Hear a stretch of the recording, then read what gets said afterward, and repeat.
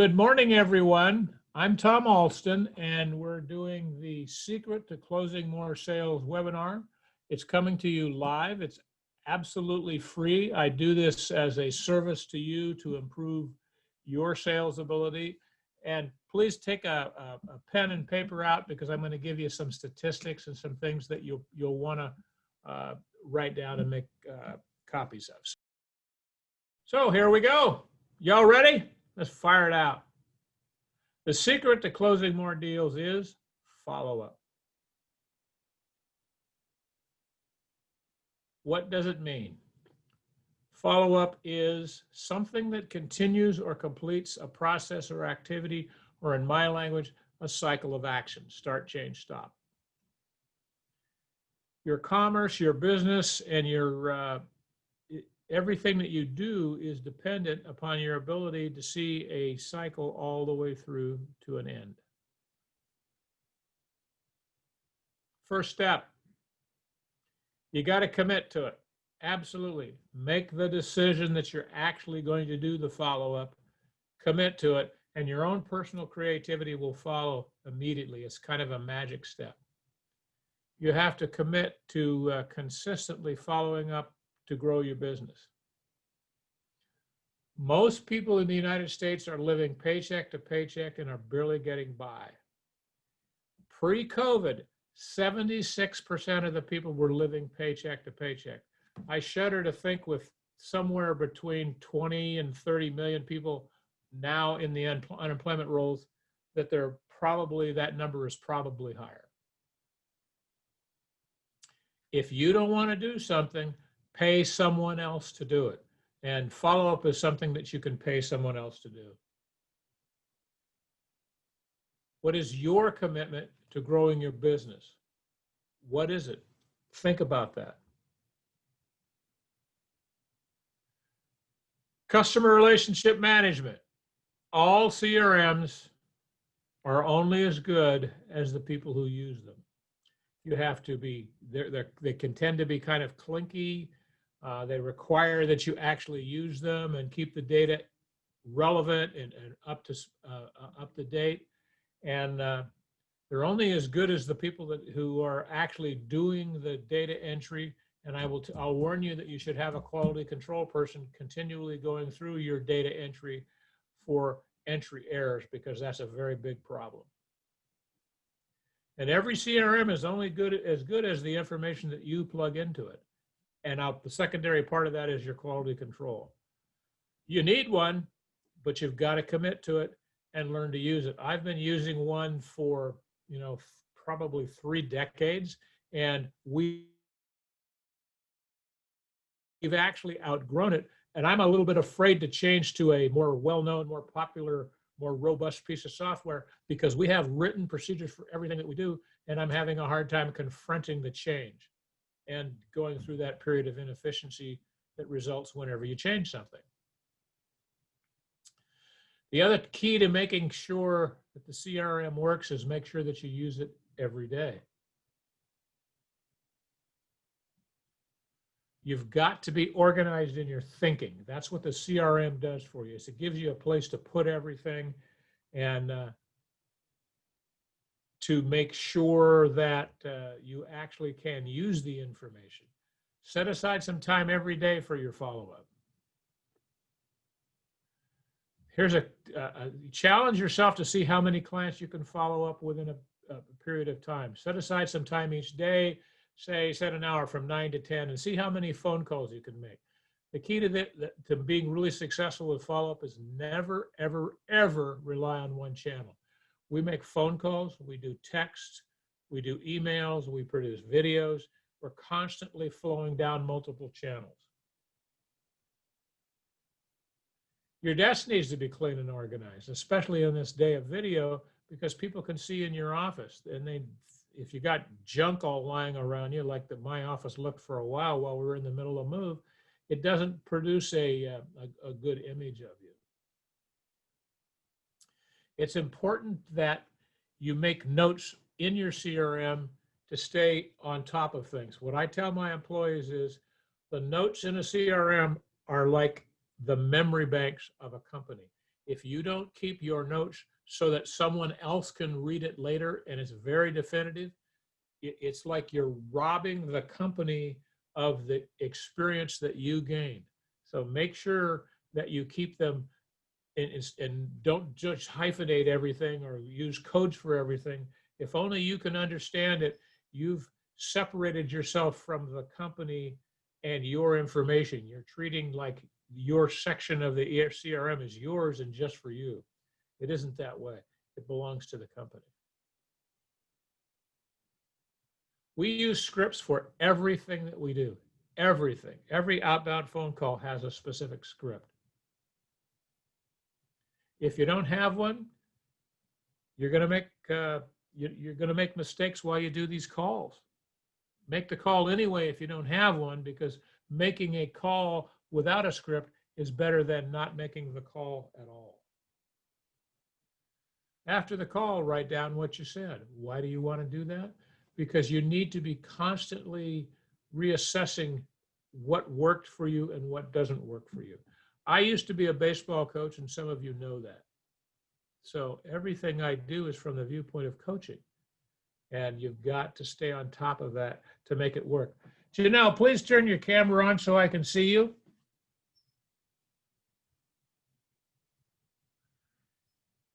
Another reason why you want to write everything down is it validates if what you said worked or not.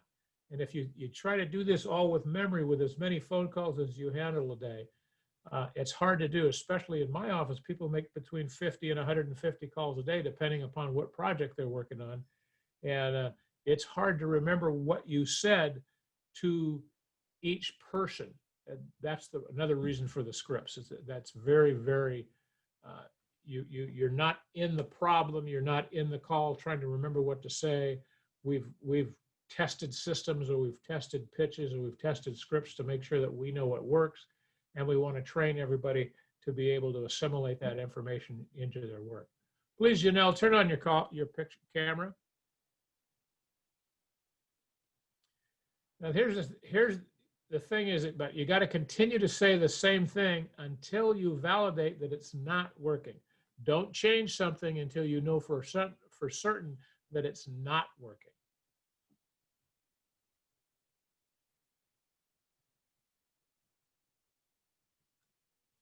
Now we're going to address a subject that's really important.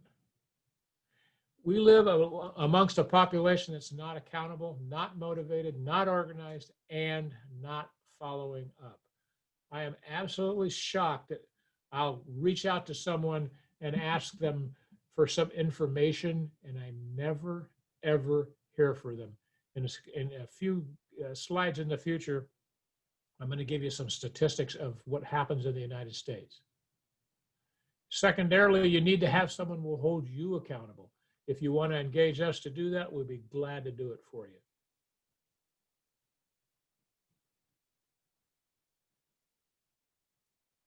If you're a manager, organize a daily follow-up meeting. You've got to keep your people engaged with your public to keep the gross income in your company rising. Who are you calling today? Make sure you know exactly who you're doing it. We use Grant Cardone's 10X planners, and we schedule out our day. Everyone in my organization fills out a plan for what they're going to do every day. I have a plan for what I'm going to do every day, and it breaks my day down into 15-minute increments.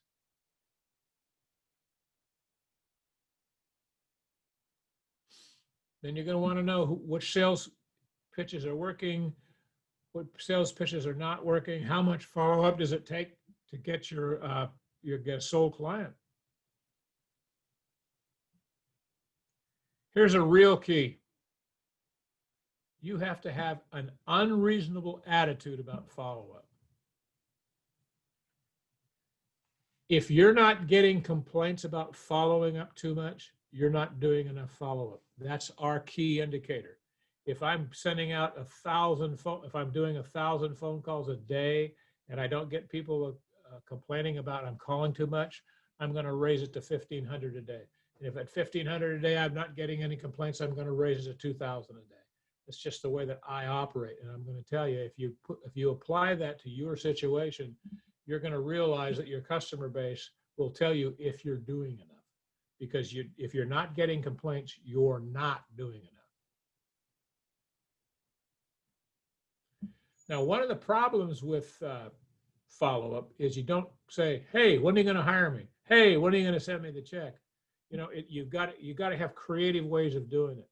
I have several hundred, I would imagine 800 or 900 videos, and I just keep sending them out, whether they're testimonials or they're videos about our sales tax service or some political thing that I want to rant about.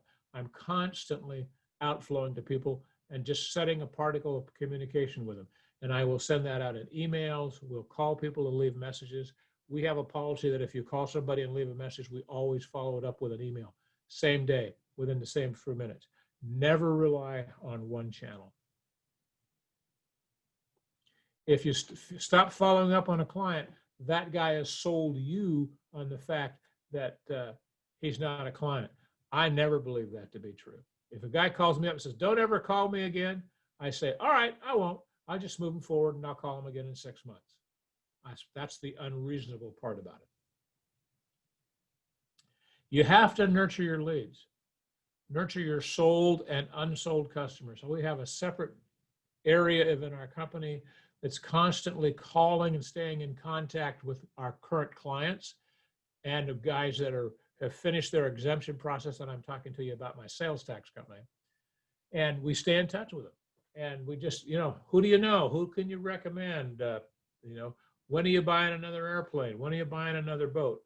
We stay in constant communication with them. Here's one of the statistics that you should write down. 65% of companies do not nurture their leads. Have you ever gone into a car dealership and bought a car and never heard from them again? Have you ever gone into a store, a suit, and never heard from them again? In this day and age, that's inexcusable. And the public knows it. They want to hear from you. They want to know that you give a damn about them. They want to know that you care about their opinions. 48% of all salespeople will never call more than once. That's a travesty. That's an absolute travesty. Don't fall into that category. 25% of all salespeople never make a second contact. It's getting worse, huh? Here's some data. Write this down. 2% of all sales calls are made on the first contact, just 2. That's the one call close. It happens to me occasionally, but not often. Not often enough. 3% of all sales are made on the second contact. That's still only 5%. An additional 5% of all sales are made on the third contact. Jazz, can you tell where this list is going? Yeah, you know it's going to wind up, right? Yep. 10% of all sales are made on the fourth contact. This is the staggering number. 80% of all sales are made on the 5th to the 12th contact. When I saw these statistics, we put in place a policy to get beyond the 5th contact as rapidly as possible. I might make 5 contacts with someone in the first 2 days. But even if you're in an area where you think that would be too much for you, again, too much is only, I don't think there's such a thing as too much, but if you're not getting complaints about how often you're following up, you are not following up enough. But I want to get past that 5th number because I know that I'm in the area where I'm going to get the most return. And I use Grant Cardone's follow-up system for this. So if you're interested in that, just to reach out to me and I'll get it for you.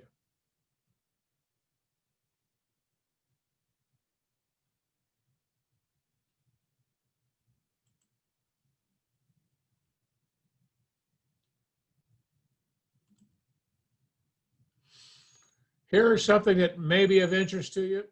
I have a mastermind that we do once a week. We get on a Zoom call to talk about hot topics in your industry. I'll put a very small presentation similar to this one, but maybe 10 or 15 minutes.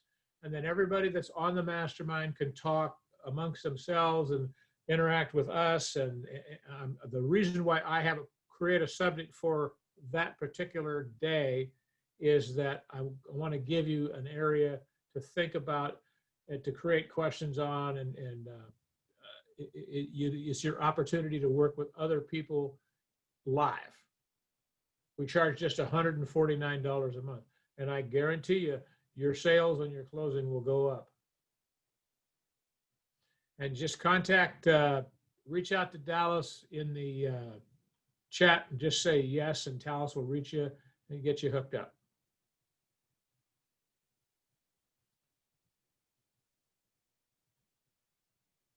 Here's some more statistics that you need. There's a 500% increase in lead conversion if you follow up within the first 60 seconds of contact. Now, with DMs and that type of contact, it can be difficult to do unless you're online 24 hours a day. This is where you need to hire people that will work on those shifts around the clock, because that's a very important number, a 500% increase in lead conversion if you follow up within the first 60 seconds. And if you're worried about the payroll and the training cycle, at least automate it. At least automate it so that someone reaches to you within the first 60 seconds off the internet or off some kind of form on your website. Respond to them so that they know that you received their communication. Maybe send them a link to a video that you made, but let them know. Follow-up within 5 minutes of a lead has a 9 times better chance of converting than if you don't. I can tell you this, that if you don't get this whole mindset shift about doing follow-up these days, you're going to fall behind. You're going to come out of this lockdown with the rest of the people who are hunkered down in their caves and pretending like they're dying. That's not where I want you to be.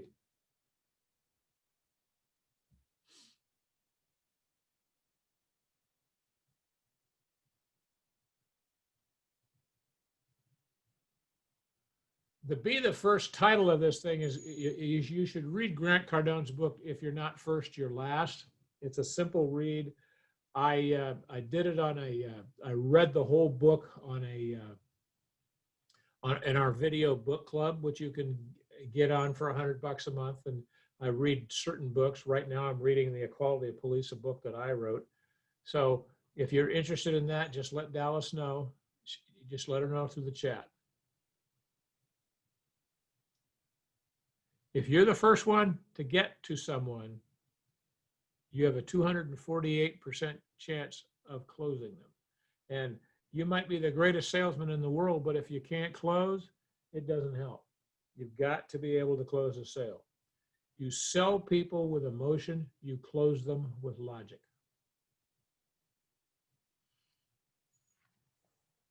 Now, here's something that I always try to do. If I'm on the phone with somebody in my office on a landline and I'm talking to them, I'll text them something while I'm talking to them, because I know that it increases my chances of closing them. And the facts bear it out. Now, here's something that will be a little bit of fun. There's 5 major types of buyers. When a call is transferred to me in my office, the way that I answer it is, "This is Tom. What problem can I solve for you?" It immediately puts people in communication with me, because the only reason anybody ever calls you is they're trying to solve a problem that they have. And it might sound a little funny. Try it. Try answering the phone with someone and saying, "What problem can I solve for you?" and see what happens. In most cases, they're going to laugh. And trust me, you already know that when people are laughing, they're light. They don't have their guards up against listening to whatever it is that you're trying to say. There's the bargain hunter, the guy that's always looking for a deal. I had a guy that called me and tried to hire me for, I think it was an $8 million airplane. And, he did it in April. And he was under the impression that because of COVID, that all of the airplane prices were going to fall. And that was his whole motivation to buy the airplane. And a lot of people that own airplanes they weren't going to give their airplanes away. And he was just looking for a deal. There are cultures and there are types of people that all they're doing is looking for a deal. And I find that a lot of times that if you start giving them lowered prices, they're just going to continue to come back in and grind you some more, grind you some more. And that's a game to them, and they never become a client. There's the impulse buyer. Does that happen in my business in airplanes? Yes, it does. I had a guy call me one time. He says, I'm calling you from my Citation Ultra. I just bought it, and I'm on my way back to California, and I heard that you can help me legally avoid the sales tax. So it does happen, even in high-ticket items. Then there's the wanderer, and you can tell when you're talking to them. They're just killing time. They want somebody to talk to. And, you know, it's like when if you have a long drive that you have to make and you call your mom or your kids or your brother or your wife and get them on the phone and talk to them because it makes the drive seem shorter. Well, that's what this person is doing. They're killing your time. And if you put your BS filter on, you figure it out real fast. And then there's the habitual or seasonal buyer.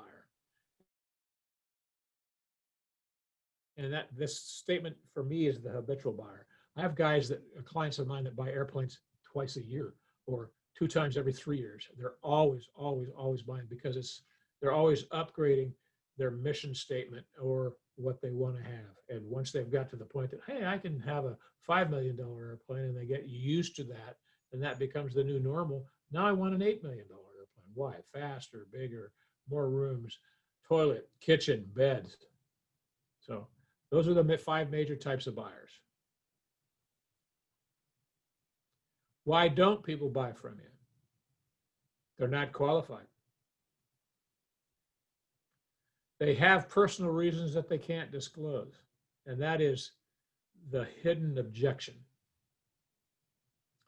They're not the decision maker. Have you ever been on the phone with someone and talking and they get in the pitch and they represent to you that they're the guy, and as soon as you ask them for the money, oops, they're not the guy? Or maybe they're just not ready for what you have. At that time, just remember that could be a time problem. So always pitch them. And I'm going to tell you a little secret. Always give people a proposal in writing, even if they're not qualified, even if they're not the decision maker. Always do that because it's a piece of matter, a piece of paper that goes out and sits on their desk, and they've got all of the information that you gave them. Because really what people are looking for, if they're not really buying, is they're looking for information. And a secret I will tell you is that if, let's say there's 100 steps between having an idea about wanting to buy one and the 100th step is actually giving the money, in this day and age, the buyers tend to be between 50 and 70% along that trip before they even talk to you the first time. It's not the way it was 20 and 30 years ago, where you have to give them all the information and there's all this back and forth. Your buyers are a lot more informed. You agree with that, Jazz? Yeah, that's some good info. Good. The other reason that people don't buy is they don't have enough information. It's your job to give them information. We practice a policy of information overload. I will give you everything I have. And if I look at it from that point, I'll never miss giving them the information that they need. Or they're not prepared to buy. They're just, when you go into a store and somebody says, can I help you? No, I'm just shopping. Well, that happens, right? Don't take it personally. You've done it to someone before. Here's the thing that a lot of times that we as salespeople will make this mistake. They're on the wrong product. Typically, when someone calls you and they have in mind what they want, they're not looking at the right product for whatever their needs are at the moment. And it's up to you to discover that. And the way you're going to discover that is by asking quality questions. You don't know what they need. If that's true, you haven't asked the right questions. You've got to go deep dive. You have to always ask questions. And always get an answer to every question.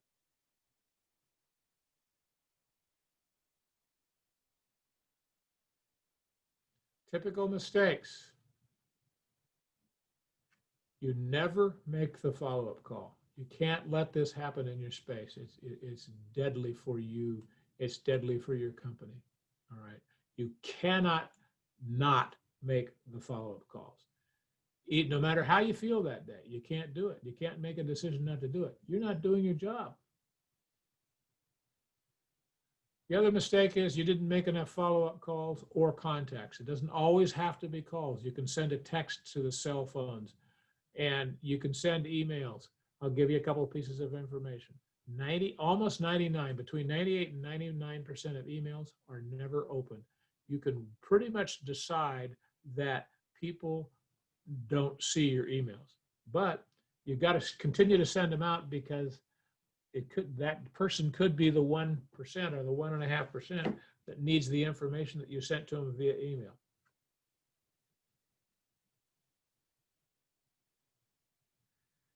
The other mistake is you didn't call on a consistent and frequent basis. We use a follow-up system that for the first 5 days, we contact them at least once a day. After that, it splits to 3 or 4 days. Then it goes to 10 days or a week.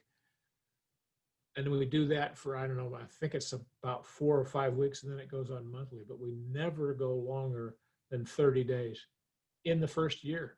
That's the time that it reaches. And the call on the 365th day is, congratulations, you've been on our system for 1 year today. When are you going to buy from us? You know, and it's, you got to have a different reason each time you do it. You can't always follow up and ask the same question, because you become bored with it and you'll stop following up with them.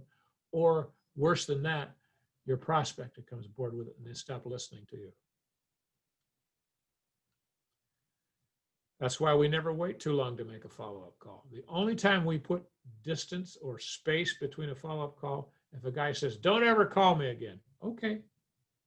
We might put 6 months in it, or we might put a year. You lack in a variety of reasons to call. This is why I have a completely, for the first year, I have a detailed procedure for my salespeople. It tells them exactly what to call, exactly what to say, and exactly what to email. And if you step back and look at it, you realize I'm not constantly sending out the same thing, but I am constantly sending a particle of information and leaving messages and texts and emails. You got to do that. And now we're incorporating direct messaging into that.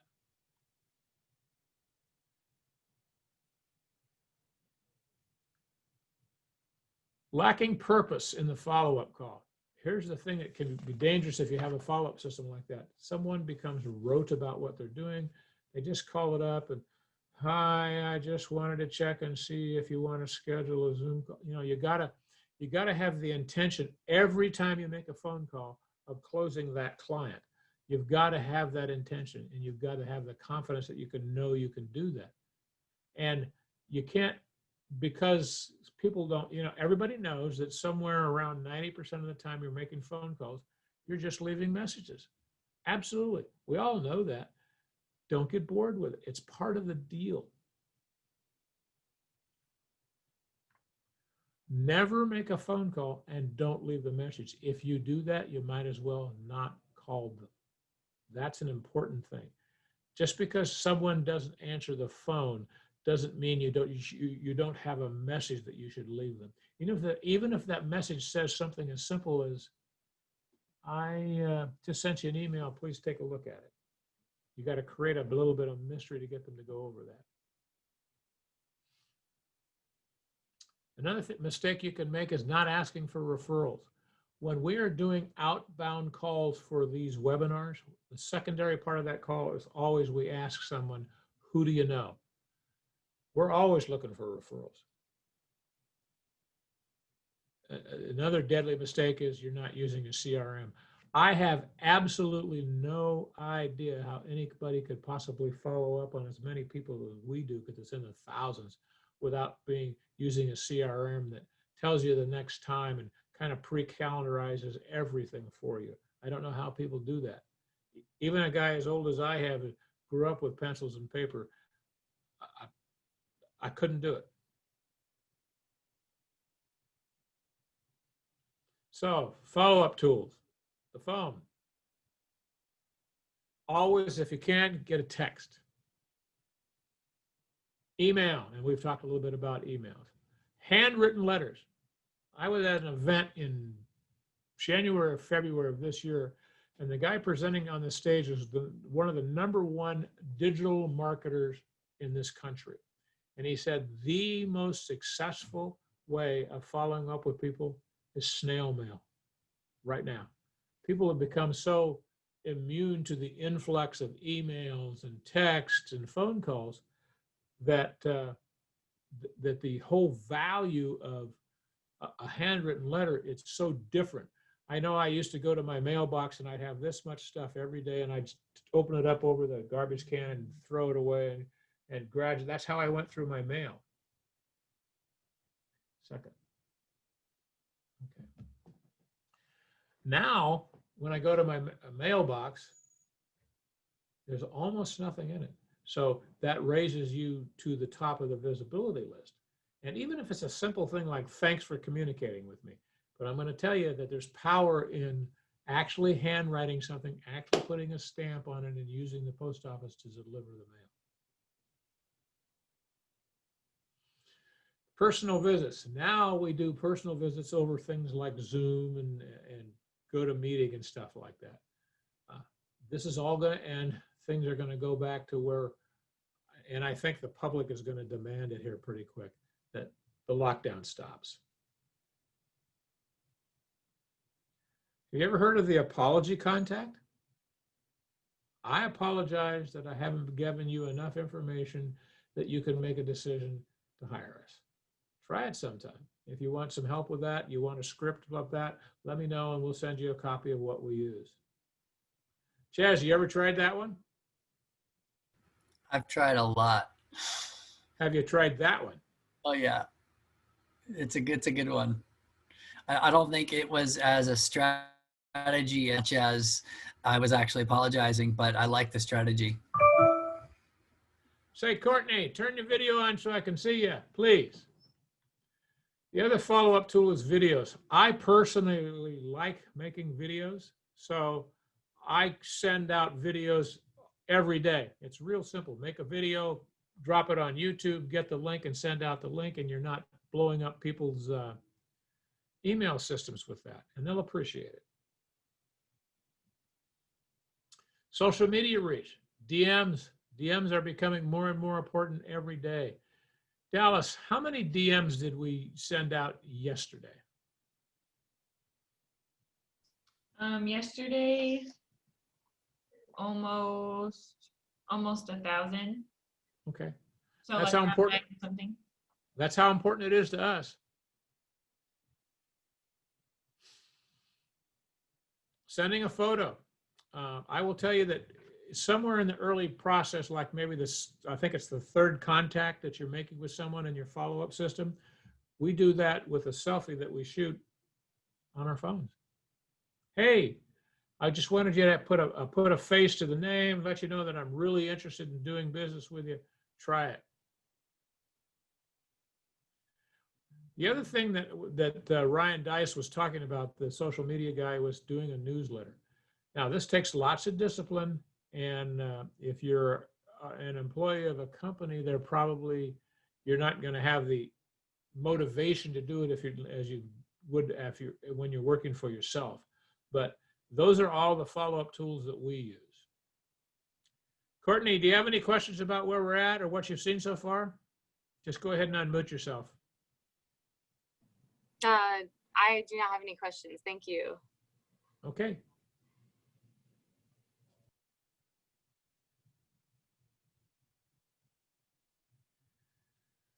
Follow-up phone calls are important because people need some human contact, especially in the days in the time that we're in where we're locked down. Okay. And what I'm giving you up there is the order of importance of which phone number we call first. I'm going to tell you the most important phone number you can get from anybody is their cell phone. Why? Because if they change jobs and all you have is their office number, that communication line is cut. People have a tendency to use their own cell phones. And that goes with them everywhere. At least I do, and I know my daughter does. The one valuable thing of actually talking to someone instead of texting someone is that the tone and the intention all comes through, and you get a sense of hearing and feeling and evaluating the kind of communication.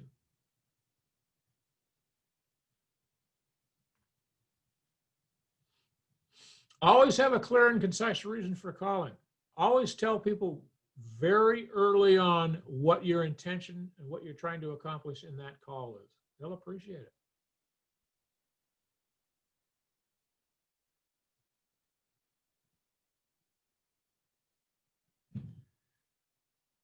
Now, I'm going to talk a little bit about the letters.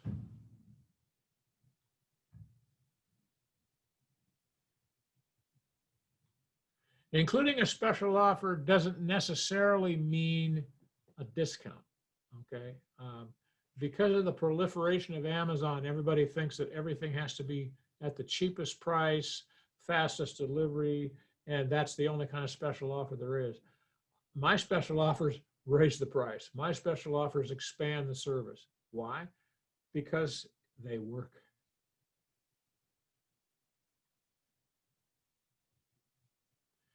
The reason why video is so important is because people believe what they see and they love videos. The average American watches 750 videos a year and only reads one book. That's a lot of videos. And if somebody's watching 750 videos a year, I want at least 749 of those videos to be mine. If you're shooting selfies, the general advice is always shoot with your back to the wall. Be cognizant of what's right behind you in your videos. Shoot the video and send it out. Don't try to edit it. Don't look at it for a quality control thing. Shoot with your back to the wall and the light facing you. Oh, here's it. Film the video in one take. Don't rewatch it because you will criticize yourself and you'll decide not to send it out. If you film a video and just send it out without rewatching it, that is the way that you communicate to people in regular conversations. You don't say it, oh, you know, that didn't work. Let me try something else. It's a very natural form of communication. And it will, I promise you, it'll work. It works for us all the time. Now, of course, I have to warn you about certain things. People only buy from people. I don't believe there's any business to business communications. It's a person in a business communicating to a person in a business. So you're still dealing with, talking to, selling, closing, getting referrals from, but you're always dealing with people.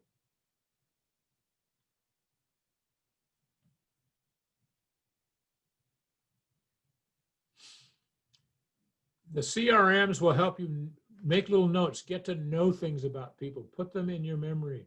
This guy has 2 kids. He likes to ride bikes. He's a San Francisco Giant fan. He hates cold weather. Put all of that information in because your awareness of who this person is will rise, and then your realities will match, and you have other things to talk to him about. Never worry about sounding desperate. Never worry about being a nuisance. Remember, if someone isn't complaining that you're contacting them too much, you're not doing it enough.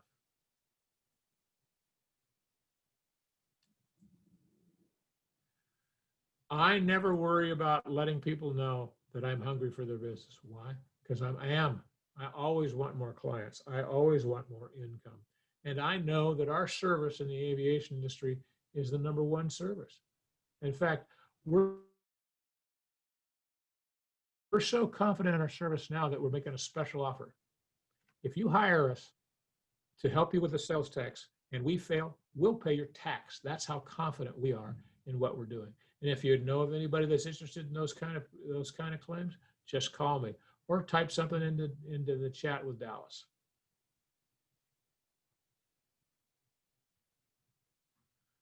The real thing that you're doing while you're following up with people is you're bringing yourself or your company or your products or your services out of obscurity.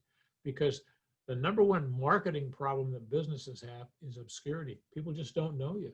You know, there's somewhere between 7 and 8 billion people on the planet. And if you have a product that all of them can buy, you need to be communicating constantly so that the volume of people being dumped in the top of your funnel is constantly growing. And you have to be committed to doing whatever it takes to continue to follow up with them. And that, I don't know how you do that in this day and age without some form of CRM. And to be honest with you, I hate CRM. So that kind of, to a degree, ends the presentation. I would like to make an offer to you. If you're at all interested in additional sales training or business training or financial training, I am a Grant Cardone licensee, and I'm authorized to give you for free a 7-day demo of Cardone University. If you're interested in that, just type into the chat your first name, last name, cell number, and email, and I will get that to you. And it's no obligation. It gives you an opportunity to get inside, see all the courses that are available to you. I strongly recommend that you take advantage of this offer. It's free. It's FREE. You have nothing to lose. Yeah, Tom, I'll put my email in the chat too. So if anybody needs it, they can just email me. Okay.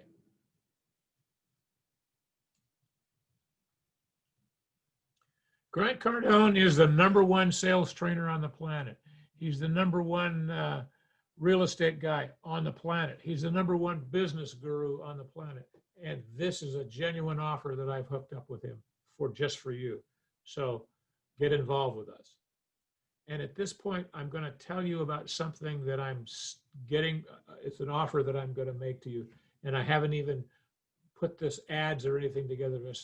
And it's for anybody over 55 who add an additional stream of income, okay, or wants to create an own business. I will help you create a business of your own, in your own name.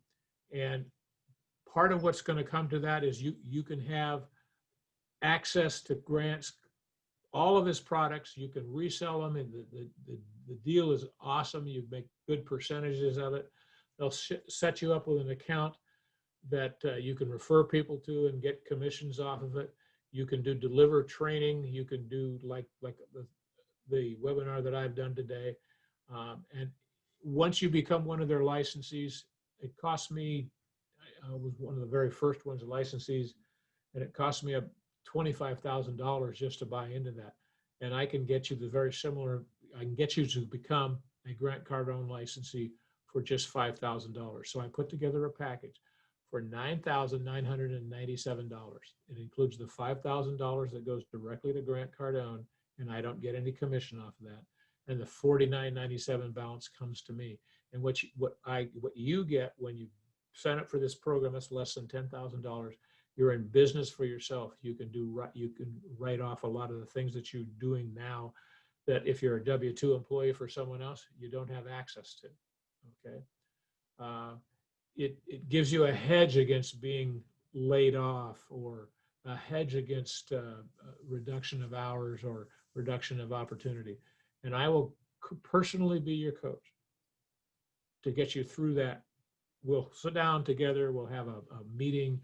We'll go over whatever your goals are, what you want to accomplish. And I guarantee you it'll work. That's all I can say. I've been successful at doing this for several years. I'm 72 years old. I've been in several different businesses. I know a lot of wrong things not to do, and I will share that experience with you. And I know how to do a lot of things. And a great deal of my experience that I'll share with you is contained in this Cardone University. So if you're looking for an additional stream of income, if you're looking for, you're worried about your own retirement or what you're going to do if you get aged out at your business, this is a good hedge against all of that. Now we're coming back to my aviation pitch. We're so confident in our ability to deliver what we promise. If it doesn't work, I'll pay your sales tax. And no one else in this industry will be willing to do that. In California, the sales taxes average between 8 and 10%. I'll pay it. If what I do for you, as long as you hire me before you take possession and follow all of my instructions, that's how this works. I've done 1,700 of these cases and never failed one. My confidence level is super high. In fact, I'm so confident that I'll pay your sales tax if it doesn't work. If you have any questions, here's how to contact me. Here's how to contact Dallas. Jazz, you have any questions at this point?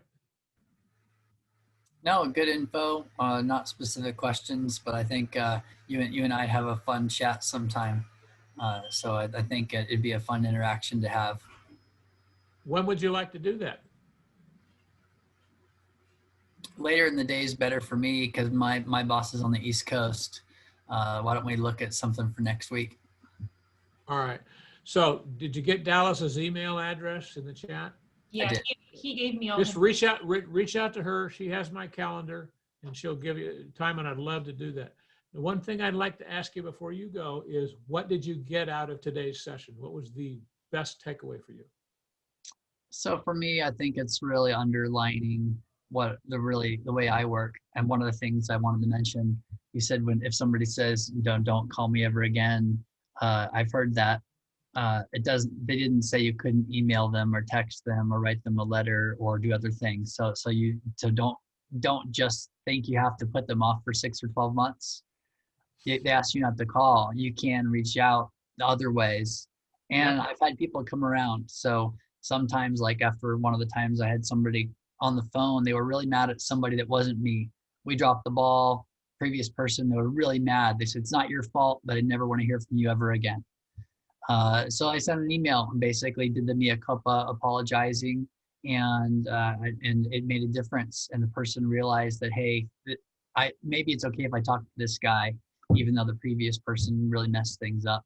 So I think there's a lot of opportunities out there just to take a creative approach. And again, as any sales guy, your job's not to take no for an answer, but sometimes it's really to listen to what they're meaning, not what they're saying, is really important, because they've told you not to call them again, but what do they mean? What's the why? And I think if you can figure out what they mean in between the words of what they're saying, it helps everybody. I agree with that. Courtney, what was your biggest takeaway from today?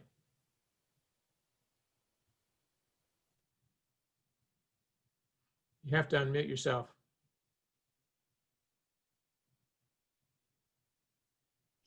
She put in the chat the CRM part of it.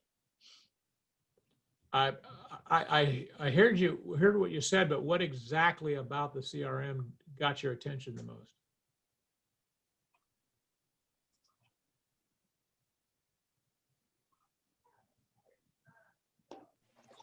Hey, sorry, I'm not the best at this technology. So we think utilizing a CRM would be a great tool for our business. I'm not sure that I was able to completely duplicate what she said, Dallas. Yeah, she said that she thinks that having a CRM for her business would be a great asset. All right. So, Courtney, you have Dallas's email. Reach out to her via email, and we will do whatever we can do to help you with that. So thank you for your attendance. Thank you for all the people that are on live on Instagram and Facebook. If you need anything, you've got my contact information there, and you have Dallas's. You can reach out to either one of us anytime. If you want to reach out to me on the weekends or in the evenings, my cell phone number is 916-769-6304. That's a genuine offer. Just call me. Just text me. All right. I really want to help you. It's my at this stage of my life, which I'm about halfway through it, my wife told me I have to live to be 150. So I'm not at 75 yet. So I'm still less than 50% of my way through it. I want to help you. I want to pass on the wisdom that I have. I want to pass on the experience that I have. And I look forward to you joining me on my journey and help me create a business for you. All right. So that's adios for today. Thank you for your time, and please come back and let's do this again.